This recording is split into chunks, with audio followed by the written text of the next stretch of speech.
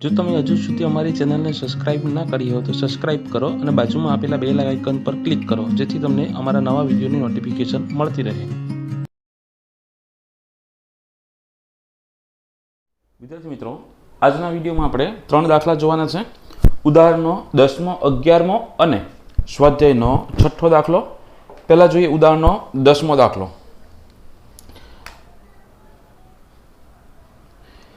ચુંબકીય ક્ષેત્ર બી, ક્ષેત્રફળ એ અને સોલેનોઇડની લંબાઈ એલ ના પદમાં સોલેનોઇડમાં સંગ્રહિત ઉર્જા માટેનું સૂત્ર મેળવો।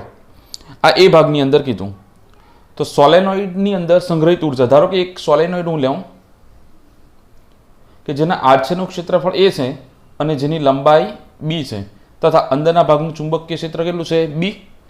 લંબાઈ એલ, આડછેદનું ક્ષેત્રફળ એ અને અંદરના ભાગનું ચુંબકીય ક્ષેત્ર બી છે। તો તેની ઉર્જા આપણે શોધવાની છે।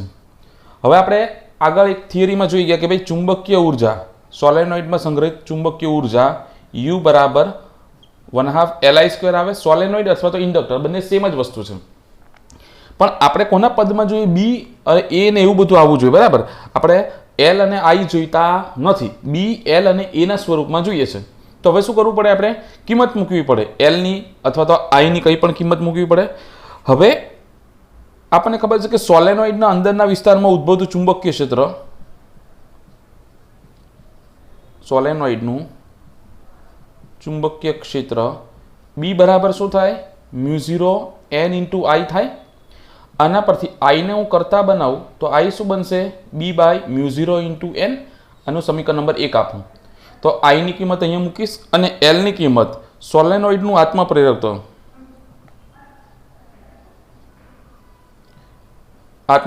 એ જે મેં થિયરી ચલાવી ત્યારે એ સૂત્ર યાદ રાખવા કીધું કે મોસ્ટ આઈએમપી ડાયરેક્ટ સૂત્ર યાદ રાખવાનું, L બરાબર μ0 n² A/L, આવું સૂત્ર હતું, μ0 n² A/L। હવે અહીંયા અથવા અહીંયા તમે સ્મોલ એલ એટલે શું છે? એકમ લંબાઈ દીઠ આંટાની સંખ્યા, એટલે સ્મોલ એન બરાબર શું થાય? કેપિટલ એન ના છેદમાં એલ થશે। તો અહીંયા કેપિટલ એન ના છેદમાં એલ એટલે છેદનો છેદ ક્યાં જશે? અંશમાં। આ રીતે લખી શકું। ચલો, હવે આઈ અને એલ એ બંનેની કિંમત હું આ ઉપરના સૂત્રમાં મૂકું તો મને ઉર્જા મળશે। તો સમીકરણ 1 પરથી U બરાબર 1/2 એલ ની કિંમત μ0 n² A/L ગુણ્યા આઈ નો સ્ક્વેર કરવાનો છે, એટલે આ જે સૂત્ર છે તેનો હું સ્ક્વેર કરીને મૂકું તો શું આવશે? b² L² upon μ0² × n²। હવે જે કેન્સલ થતા હોય તે કેન્સલ કરીએ। ચલો, n² કેન્સલ, એકવાર μ0 કેન્સલ, એકવાર L કેન્સલ, તો હવે બાકી શું રહી ગયું? 1/2 બાકી રહી ગયા। પછી અહીંયા ઉપર b² AL અને છેદમાં એક μ0 બાકી રહી ગયા। તો આ આવી ગઈ સોલેનોઇડ અથવા તો ઇન્ડક્ટરની ઉર્જા કોના સ્વરૂપમાં? બી, એ અને એલ ના સ્વરૂપમાં। તો આ સૂત્રમાં તમે જોઈ શકો બી છે, એ છે અને એની લંબાઈ એલ છે। હવે આ તો એ પાર્ટ થઈ ગયો। હવે બી પાર્ટની અંદર શું કીધું કે એકમ લંબાઈ દીઠ ઉર્જા શોધવાની છે, કે આ ચુંબકીય ક્ષેત્રને કેપેસિટરમાં સંગ્રહિત સ્થિત વિદ્યુત ઉર્જા સાથે કેવી રીતે સરખાવી શકાય? તો કેપેસિટરની અંદર વિદ્યુત ઉર્જા સંગ્રહ પામે અને કેપેસિટરની અંદર એકમ કદ દીઠ વિદ્યુત ઉર્જા 1/2 ε0 × E², એવું સૂત્ર આપણે સાબિત કરેલું છે। તો ઇન્ડક્ટર અથવા તો સોલેનોઇડમાં જે ઉર્જા હોય તે કયા સ્વરૂપે હશે? ચુંબકીય ઉર્જા સ્વરૂપે। તો આપણે શું કરીએ? આની એકમ કદ દીઠ ચુંબકીય ઉર્જા શોધીએ। આ શું છે? એકમ કદ દીઠ વિદ્યુત ઉર્જા। હવે શું શોધવું? એકમ કદ દીઠ ચુંબકીય ઉર્જા। એકમ કદ દીઠ ઉર્જા એટલે ઉર્જા ભાગ્યા કદ કરવું પડે। તો ચુંબકીય ઉર્જા માટે ρ b, તો એકમ કદ દીઠ એટલે ઉર્જા ભાગ્યા કદ। તો ઉર્જાનું સૂત્ર b² AL/2 μ0 છે જ અપોન, હવે અહીંયા કદ, સોલેનોઇડનું કદ એટલે શું થાય? આડછેદનું ક્ષેત્રફળ ગુણ્યા એની લંબાઈ થાય એટલે A × L થશે। આ એલ અને આ એલ બેઠા કેન્સલ, તો અહીંયા શું આવશે? 1/2 b² અથવા તો b²/2 μ0, b²/2 μ0 અથવા આને તમે 1/2 b²/μ0 આવું પણ લખી શકો। હવે આ બંને સૂત્રોને સરખાવો, વિદ્યુત ક્ષેત્રની ઉર્જા ઘનતા અને ચુંબકીય ક્ષેત્ર બંનેમાં 1/2 છે। એપ્સિલોન 0 અંશમાં આવે તો આ ચુંબકીય ક્ષેત્ર માટે મ્યુ0 ક્યાં આવે? છેદમાં. 8મું ચેપ્ટર ચલાવે તેમાં કીધું કે જ્યારે જ્યારે વિદ્યુત ક્ષેત્રમાં એપ્સિલોન 0 આવે ત્યારે ચુંબકીય ક્ષેત્રના મ્યુ0 સૂત્રમાં શું આવશે? મ્યુ0.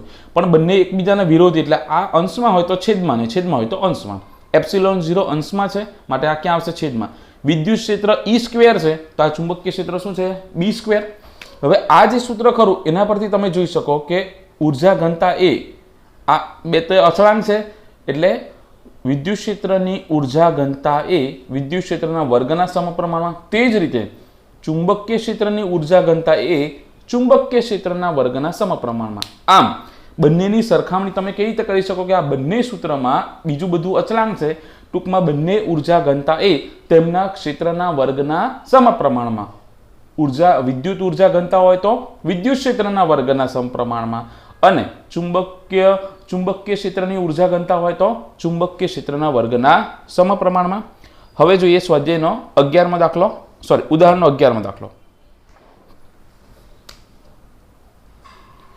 11માની રકમ જોઈએ કે કમલા એક સ્થિર સાયકલને પેન્ડલ મારે છે. આ સાયકલના પેન્ડલ 100 આંટાઓ છે, અને તો આંટાની સંખ્યા કેટલી? આરાની સંખ્યા 100,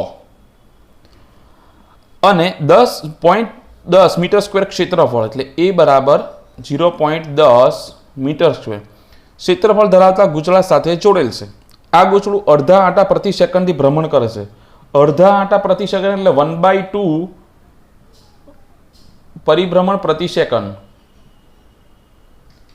એટલે 1 સેકન્ડમાં અડધો આંટો ફરે છે. અને ગૂંચળાના પરિભ્રમણની ધરીને લંબ રૂપે 0.01 ટેસ્લાનું ચુંબકીય ક્ષેત્ર છે. તો મહત્તમ વોલ્ટેજ શોધો, એટલે એપ્સિલોન મેક્સિમમ શોધવાના છે. આ કઈ થિયરી?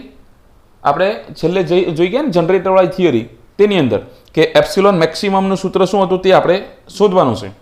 તો એના માટે n, a, ઓમેગા અને આ બધું આપણે ઓમેગા જે ખરો તે પરિભ્રમણ પર સેકન્ડ છે, રેડિયન પર સેકન્ડ નથી. હવે કોઈ પણ વસ્તુ હોય તો એક પરિભ્રમણ પૂરું કરે ત્યારે કેટલા રેડિયન સ્થાનાંતર કરશે? 2π, એટલે એક આંટો પૂરો કરે તો 2π રેડિયન કાપે. તો આ દર સેકન્ડે કેટલા આંટા કાપે છે? 1/2. તો તેનું સ્થાનાંતર કેટલા રેડિયન થાય? તો આ બંનેનો ગુણાકાર, એટલે 2π ગુણ્યા 1/2, 2 કેન્સલ, બરાબર કેટલા થશે? પાઈ.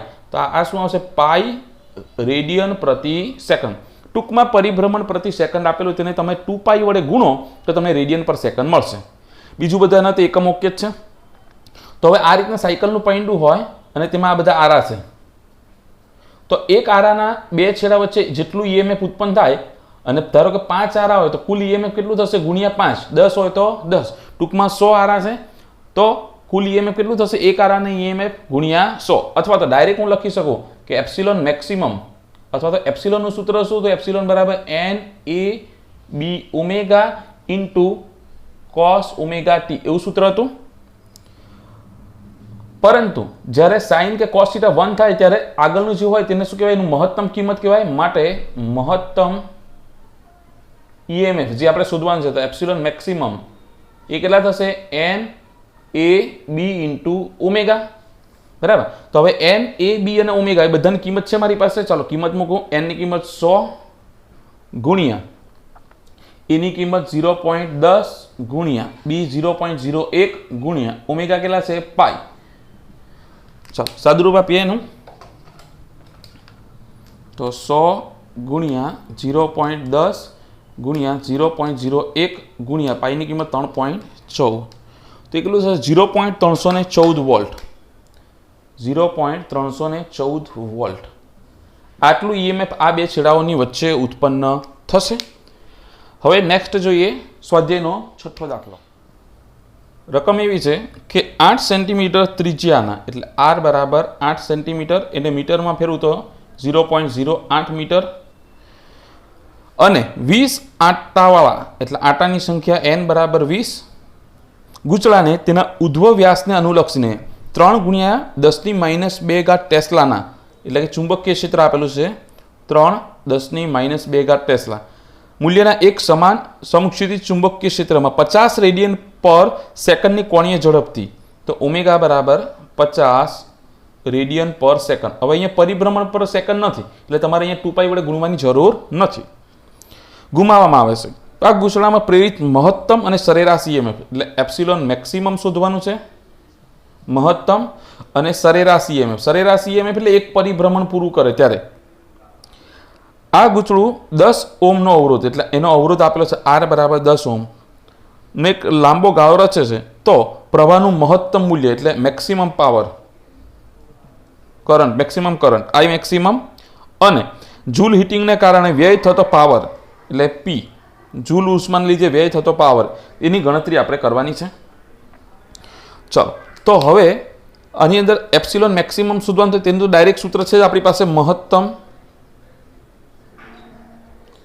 EMF epsilon maximum is equal two શું થાય NBA ઇન્ટુ ઓમેગા. કિંમત મૂકીએ, n કેટલા છે 20. અહીંયા પહેલા a ની કિંમત મૂકવી પડશે. n b અને a એટલે ક્ષેત્રફળ એટલે શું આવશે પાઈ r સ્ક્વેર આવશે વર્તુળનું ક્ષેત્રફળ અને આ ઓમેગા. ચલો હવે કિંમત મૂકીએ. n ની કિંમત કેટલી 20 ગુણ્યા b ની કિંમત 3 ગુણ્યા 10 ની માઇનસ 2 ઘાત ગુણ્યા પાઈ ની કિંમત 3.14, r ની કિંમત 0.08 એનો વર્ગ ગુણ્યા ઓમેગા 50. સાદુરૂપ આપીનું 20 ગુણ્યા 3 ગુણ્યા 3.14 ગુણ્યા 0.08 ગુણ્યા 0.08 ગુણ્યા 50 અને 10 ની માઇનસ 2 ઘાત છે એટલે ભાગ્યા 100 કરીએ તો જવાબ આવશે 0.602 વોલ્ટ. આટલું મહત્તમ ઈએમએફ ઉત્પન્ન થાય. આ શોધાઈ ગયું. હવે શું કીધું સરેરાશ ઈએમએફ. કોઈ પણ રાશિનું સરેરાશ શોધવું હોય તો કેવી રીતના શોધી શકાય કે ધારો કે f ઓફ t છે કોઈ રાશિ, તેની સરેરાશ કિંમત એક આવર્તકાળ પર શોધવાની છે. તો શું કરી શકો આ સરેરાશનું કિંમત તો 1/t 0 થી t f of t into dt આ રીતે શોધાય. એક આવર્તકાળ પર કીધું એટલે 1/t આવર્તકાળ t અને અહીંયા 0 થી t તે રાશિ મૂકવાનું અને એ રાશિ સમય સાથે બદલાય તો dt જેના સાથે બદલાય તેની સાપેક્ષેનું સંકલન કરવાનું. અડધા આવર્તકાળ પર કીધું હોય તો અહીંયા t/2 ને અહીંયા પણ t/2. ચોથા ભાગના આવર્તકાળ પર કીધું તો t/4 t/4. હવે આપણે કોની સરેરાશ કિંમત શોધવાની છે e તો average e is equal two શું થશે 1/t 0 થી t પછી એની કિંમત n.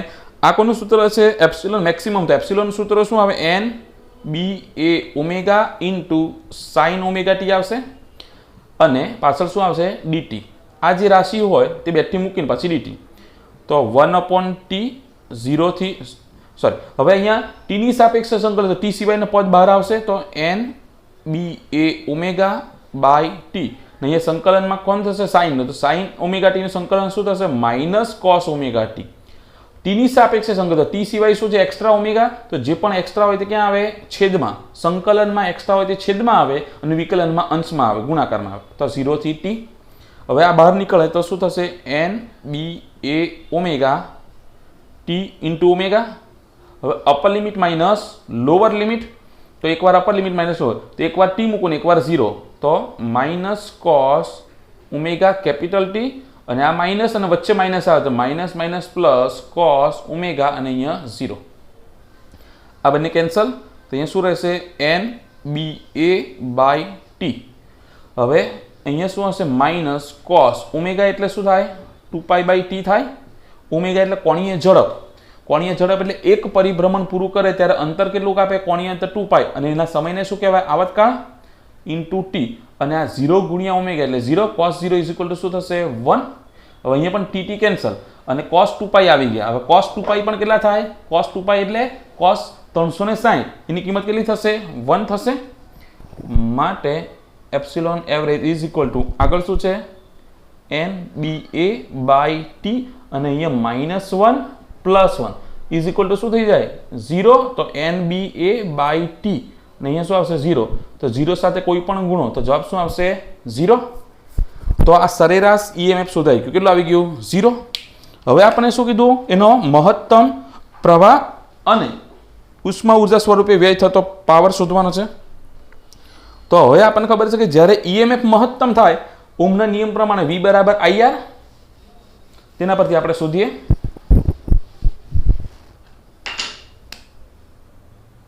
ઓહમના નિયમ મુજબ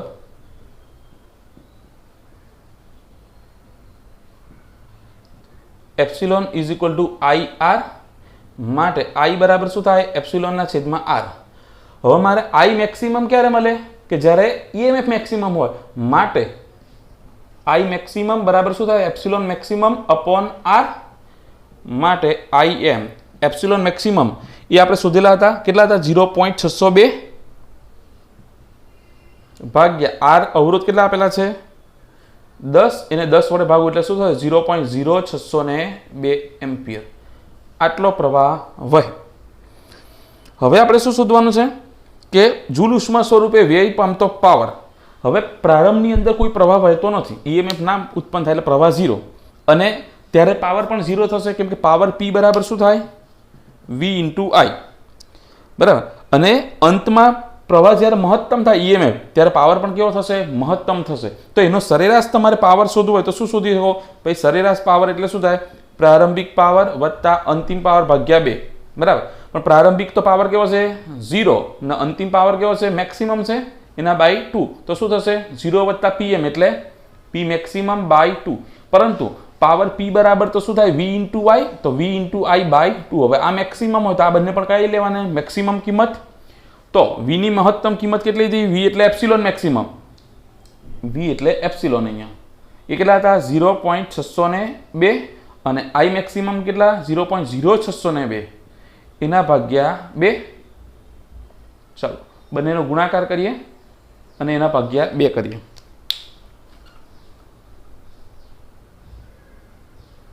ગુણ્યા 0.0602 એના ભાગ્યા 2, તો આન્સર આવશે 0.018 વોટ.